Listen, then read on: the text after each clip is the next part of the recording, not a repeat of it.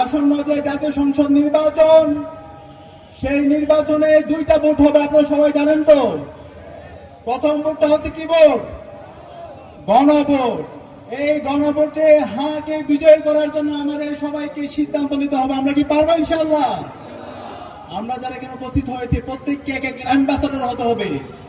এই সিলেটের প্রতিটি পাড়ায় মহল্লায় গণভোটে হাকে বিজয় করার জন্য আমাদেরকে ক্যাম্পেইন করতে হবে। আমরা কি পারবো ইনশাআল্লাহ?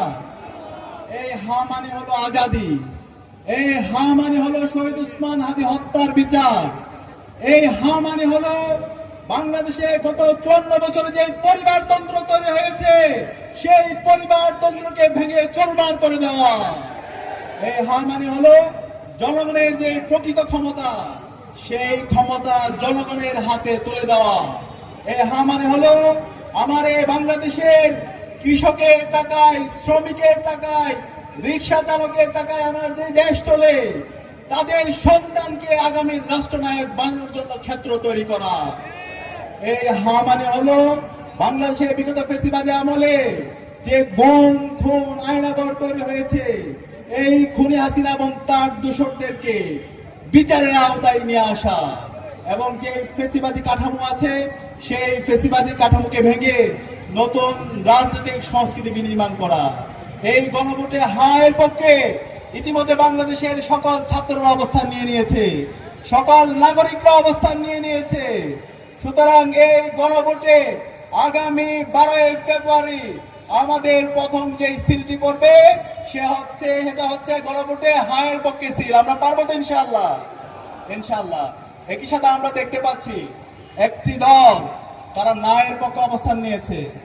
এই না মানে হচ্ছে ভারতের দালালি করা, এই না মানে হচ্ছে দিল্লির যারা দালালরা আছে তাদের পক্ষে অবস্থান নেওয়া, এই না মানে হচ্ছে আবার পিলখানা হত্যাকাণ্ড এই স্বাধীন বাংলাদেশে সম্পন্ন করার জন্য বন্দোবস্ত করা, এই না মানে হলো বিচারিক হত্যাকাণ্ডের মাধ্যমে আবার জাতীয় নেতৃবৃন্দকে শহীদ করা, হত্যা করার পরিকল্পনা করা, এই না মানে হলো আবার বিগত সময়ে যে 3টা নির্বাচন হয়েছে সেই ফ্যাসিবাদী কাঠামোতে আবার নির্বাচন করার বন্দোবস্ত তৈরি করা, এই না মানে হলো আবার আয়নাঘর তৈরি করা, এই না মানে হলো আমাদের ইলিয়াস আলী থেকে শুরু করে ব্যারিস্টার আরমান এবং মাইকেল চাকমাকে যে গুম করা হয়েছে সেই গুমের সংস্কৃতি আবার ফিরিয়ে নিয়ে আসা।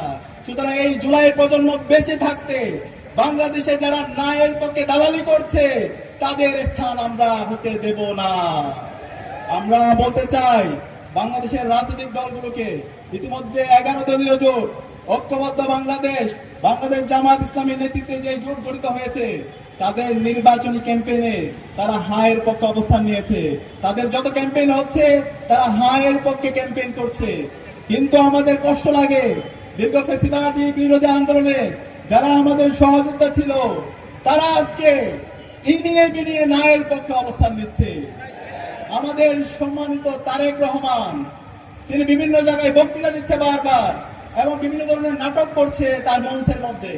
সেই নাটকের মঞ্চের মধ্যে আমরা একটিবারের জন্য হায়ের স্লোগান আমরা দেখতে পাই না, আমরা কোনো হায়ের ডায়লগ দেখতে পাই না। তাহলে আমরা কি ধরে নিব আপনি নায়ের পক্ষে অবস্থান নিচ্ছেন? না মানে হলো হাসিনা, না মানে হচ্ছে মোদি, না মানে হলো হাসিনার যে ফ্যাসিবাদী কাঠামো সেটা রাষ্ট্রের মধ্যে রেখে দেওয়া। আপনারা কি সে হাসিনা হতে চান? তাহলে বলে দিন, তারা আমরা হাসিনাকে যেভাবে ডিল করেছি, হাসিনাকে যেভাবে লাঠি দিয়ে ভারতে পাঠিয়ে দিছি, ঠিক সেভাবে আমরা আপনার সাথে ডিল করবো।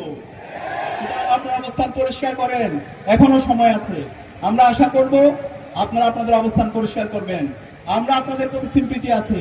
আমরা জানি এই বাংলাদেশে শহীদ জিয়ার অনেক অবদান আছে, বেগম খালেদা জিয়ার অবদান আছে, কিন্তু আজকে যে বিএনপি দেখতে পাচ্ছি সেই বিএনপি বেগম খালেদা জিয়া এবং শহীদ জিয়ার আদর্শ ধারণ করে না। বাংলাদেশ কেন্দ্রিক যে রাজনীতি, সেই রাজনীতিকে তারা ধারণ করছে না। তারা সেই ফ্যাসিবাদী যে কাঠামো, সেই চাঁদাবাজি, টেন্ডারবাজি, সন্ত্রাসের রাজনীতি আমরা দেখতে পাচ্ছি। এলো খবরের কাগজ, নিখাদ, নির্ভীক, নিরপেক্ষ।